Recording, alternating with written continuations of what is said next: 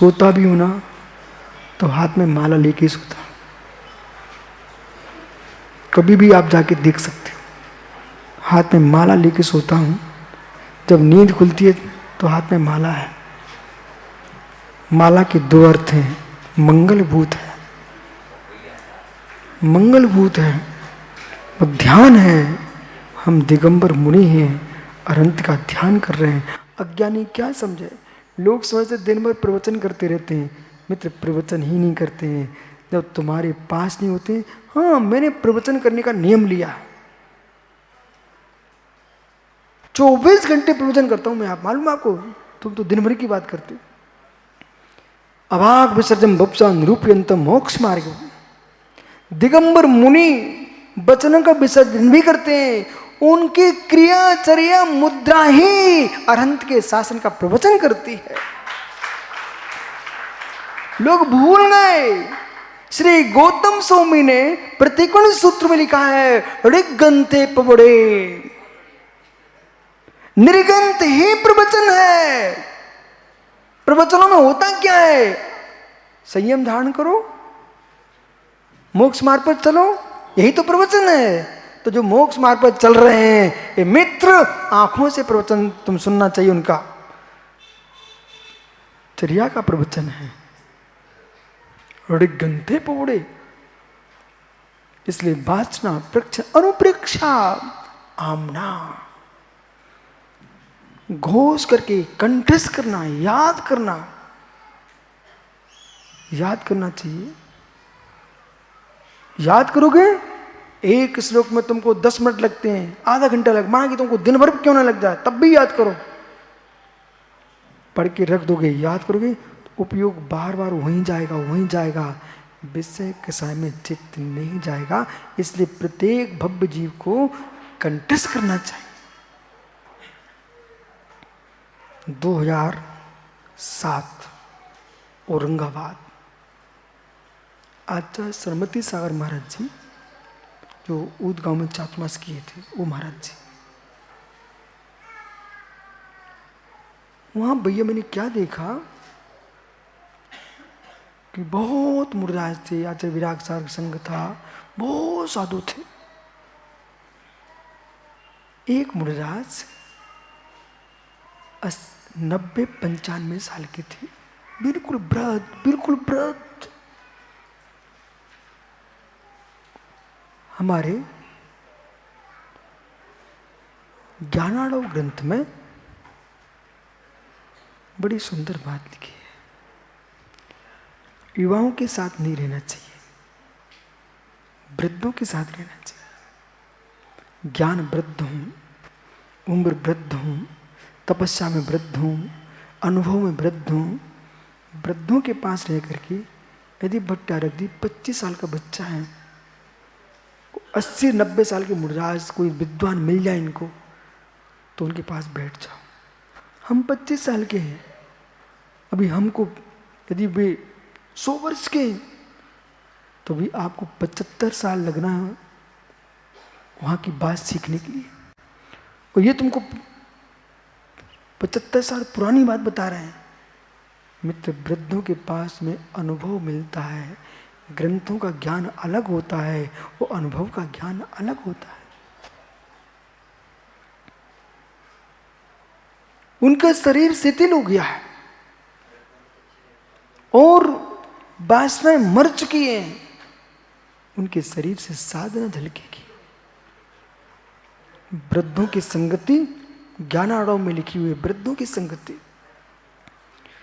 तो मालूम भैया मैंने क्या किया, स्वाध्याय वगैरह सब हो गया, साधु अपने अपने कमरों में थे। मैं वहां से निकला कि महाराज जी पढ़ रहे थे, उनकी उम्र थी 95 साल,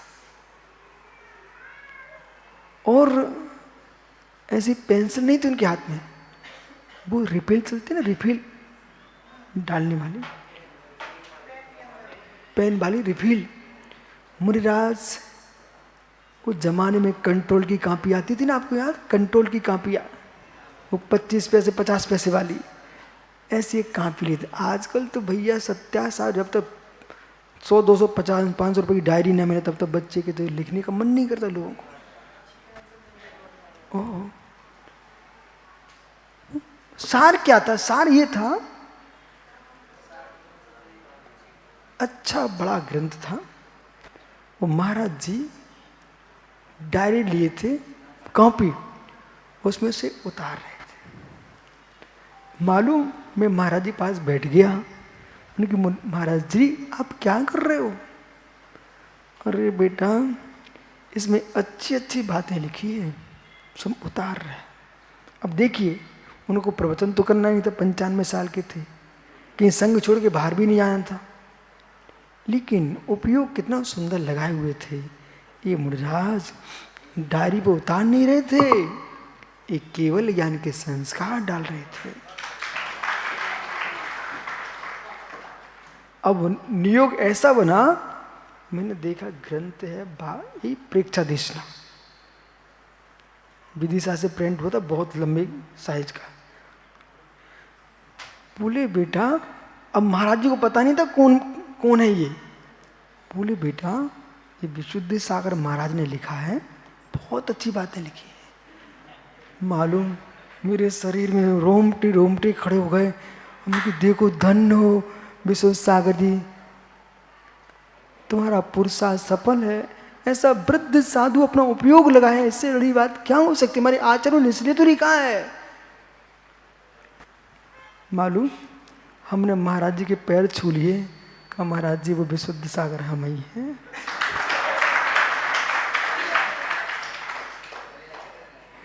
बोले आप हो बेटा? बोले हम ही हैं।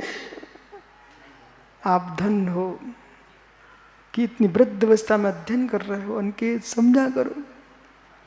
वे पुण्यशील लोग हैं, युवा अवस्था को गप्पों में नष्ट कर रहे हैं। वे भाग्यवान जीव हैं जो मां जनवाणी का पान कर रहे हैं।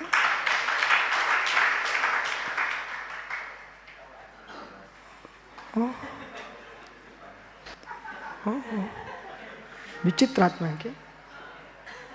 तुम्हारा स्थान तो डर था।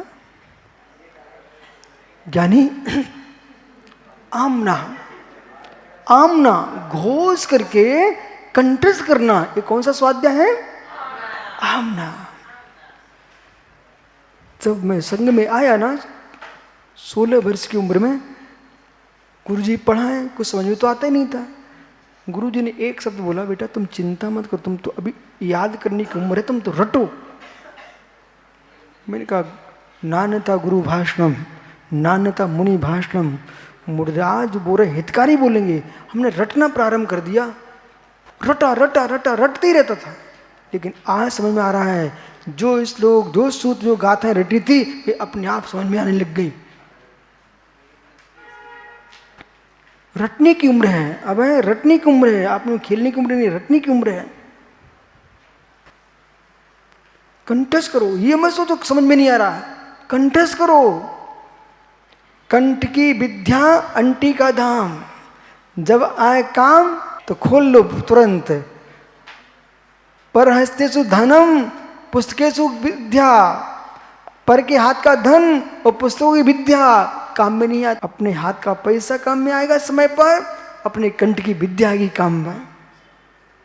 आइए मित्र, अंतिम स्वाध्याय है, उसका नाम है धर्मोपदेश। करुणा बुद्धि से, ख्याति लाभ पूजा के लिए नहीं। अब देखो माताओं, इतनी आप सब बैठे भरी सभा हो, घर में होते ना तो दाल रोटी बाटी चूरमा भाकरी माकरी, आज श्रावण की पूर्णमासी है, बोले बहन क्या बनाया, पूड़ी पापड़ खाजा बर्फी, यही बातें करते, बराबर है। यहाँ बैठे क्या सुन रहे हैं? जिनवाणी, जिनवाणी। वहाँ बासन मांजते रहते, बर्तन मांजते रहते, फिर शाम की और चिंता करते। यहाँ हम क्या करें? जिनवाणी। इतने भव्य जीव एक साथ जिनवाणी सुन रहे हैं। दुनिया के लोग राखी बांध रहे होंगे हाथ में, ये सब राखी बांध रहे हैं अपने हृदय में कि मेरी आत्मा की रक्षा हो जिनवाणी के सूत्रों से। नादनिक लोग पागल थोड़े ही है। बोले गुरुजी मेहमान आए हैं, राखी बांधना थी। अरे तुम समझो, बे राखी हाथ में बन गई, अंदर प्रेम है कि पता भी नहीं है। पर आपके मेहमान भी धन्य, आप भी धन्य हो। बोले क्या? रक्षा सूत्र, रक्षा सूत्र, रक्षा सूत्र। माँ इकड़े वो धागा रखते हैं ना, धागा सुई में डाल के रखते हैं धागा। क्यों? अरे 50 पैसे की सुई, 1 रुपए की सुई, उसके छेद में तुम लोग जब भी रखते हैं ना तो छोटू धागा डाल के रखते हैं। क्यों रखते हैं धागा डाल करके? घूम ना जाए। सूत होता ना, सूत होता ना, मतलब सुई की रक्षा के लिए, सुई की रक्षा ने रक्षाबंधन, सुई की रक्षा के लिए धागा सूत्र डालते ना। ऐसे मेरी आत्मा ही सुई है, ये संसार में गुम ना जाए, जिरमानी का सूत्र डाल के रखो, यही रक्षाबंधन है। देखा, लहान लहान ये मुगला मुगलियों को भी समझ में आ रहा है। मुलगा मुलगी, मुलगा बालक, खड़ा हो जा, दोनों हो जाओ। इससे मैंने पूछा, दूसरे गांव से आता वो पीछे वाला, आप कहाँ से आए बेटा? वही दूसरे गांव से आया है। इनसे मैंने पूछा क्यों, घर में मन लगता है क्या? बोले मन ही नहीं लगता, तो मैं फिर से आ जाता। बेटा ज्यादा मेरे पास मत आना, नहीं तो ऐसे बन के बैठना पड़ता। फिर तैयार हो? ठीक, तो जरूर आना। बस अब देख लो, महाराष्ट्र के, कर्नाटक के बच्चे भी आ रहे हैं। अब कोई को चिंता हो तो भैया आप अपनी रक्षा करो अपने बच्चों की, हम नहीं जानते। यहाँ तो ओम नमः सिद्धिव्या होता है। ओहो, एक वो कन्नड़ी है, उसे घर में ठहरते ही नहीं है। बालक, सत्य यही है, जो दुनिया में कहीं आनंद नहीं होता है वो अम्मा के पास होता है। हमारी अम्मा जी ने मानी।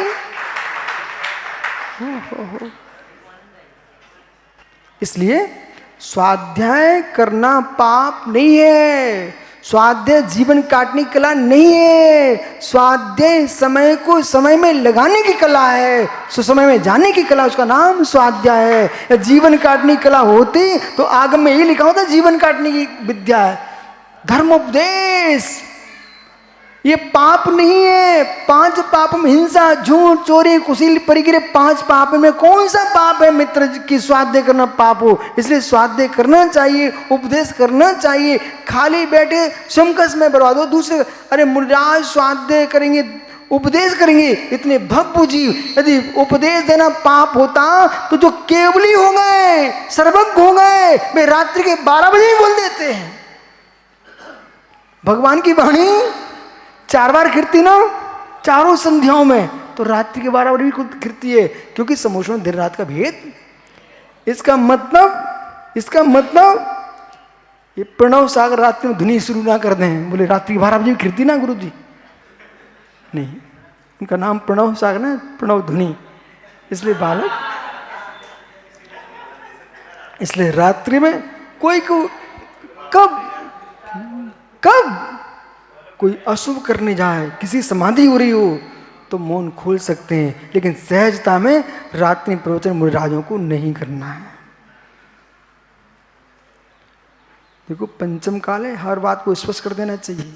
ये कलयुगीय जीव है, समझ में आ रहा है ना? दिनेश्वर ये सिर दर्द तो नहीं कर रहा ना? हाँ,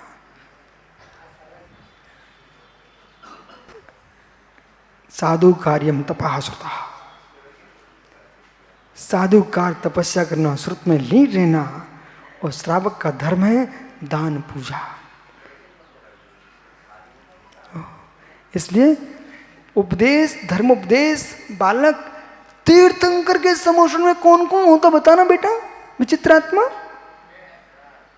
तीर्थंकर के समोषण में त्रियंच भी होते हैं, मनुष्य भी होते हैं, देव भी होते हैं, नारकी को छोड़ दो 3 गति के जीव होते हैं, और मुनिराज भी होते हैं, आरका माताएं भी होती है। तो भगवान किनको ने उपदेश कर रहे हैं? वहां तो सामान्य केवली भी होते हैं, लेकिन प्रभु की वाणी जो खिर रही है वो सभी के लिए समान रूप से खिर रही है। जैसे बादल बरसते हैं सभी के लिए बरसते हैं, ऐसे जिनवाणी धर्म उपदेश श्रावक मुनि सबके लिए होता है।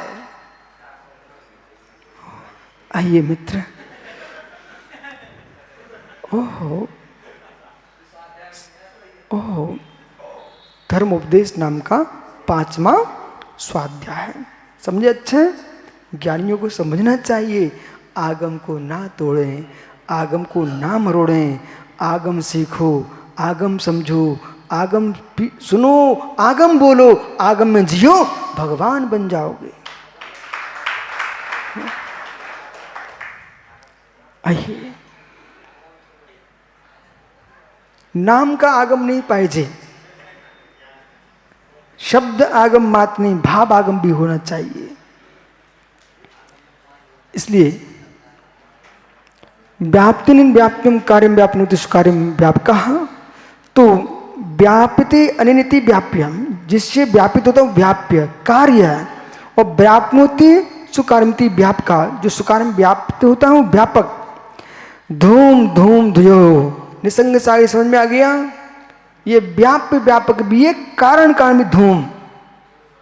जब हम अग्नि के बोधक के लिए, अग्नि का ज्ञान कराने के प्रयोग करेंगे धूम का, तो एक कारण बन जाएगा।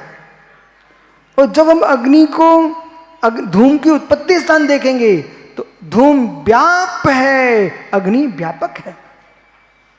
किससे उत्पन्न होता है धूम? अग्नि से। आर्धेन धूमात् दर्शनात्, न्यायदीप का। घट मृत का यो व्याप व्याकृत, और घट और मिट्टी, घट मिट्टी, मिट्टी व्यापक है, घट व्याप है। पुद्गली द्रव्य ने करती स्वतंत्र व्याप की ना, ऐसे ही पुद्गल द्रव्य अपने आप में स्वतंत्र करती कर्म रूप से क्रियमाणम करते व्यापनम तयोर, जैसे मिट्टी पुद्गल, घट पुद्गल, ये दोनों अपने आप में पुद्गल द्रव्य है, स्वयं में कर्म कर्तापन को प्राप्त है। ऐसे ही आत्मा द्रव्य है, वो ज्ञान दर्शन व्याप है, आत्मा व्यापक है। कर्म अपने में कर्म कर्तृ रूप है, आत्मा अपने में है, इसलिए आत्मा ने कर्म का कर्ता नहीं और कर्म आत्मा के कर्ता नहीं है। कैसे? व्याप्तयोस्त तद्भवात्, तो व्यवस्थापन कुंभ मृदुर हिव, और तद्भव व्यापी व्यापक, मिट्टी और कुंभ के समान। अपितु पुनः अधात्मनि, ये आद्भूत व्याप्य व्यापक भाव समझाया। मिट्टी और कुंभ का एक कौन सा व्याप्य व्यापक भाव है? आत्मभूत। आत्मा ज्ञान दर्शन का व्याप्य व्यापक आत्मभूत। अपि पुनः अधात्मनि, तो अधात्भूत अनात्भूत। कैसे? अतस्त ये भी जानना आवश्यक है, अन्यथा व्यवहार तुम भूल जाओगे। कुंभकार भी घट को बनाता है, वो बहिर्व्यापी व्यापक भाव है। बराबर? आत्मा स्वभावम पुरीभाव भिन्नम, आत्मा स्वभावम पुरीभाव भिन्नम। आत्मा का स्वभाव परवश अत्यंत भिन्न महावीर स्वामी की